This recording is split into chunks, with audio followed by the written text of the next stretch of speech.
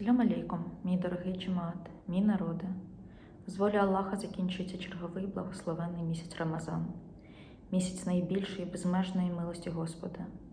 І ось уже 4-й Рамазан я змушений вітати вас з в'язниці, але все це з волі Аллаха. Мої дорогі брати і сестри, протягом всіх майже 4 років я постійно відчував і бачив вашу допомогу і підтримку. Ваші теплі слова завжди додавали духу і стійкості. І хвала Аллаху за такий джемаат.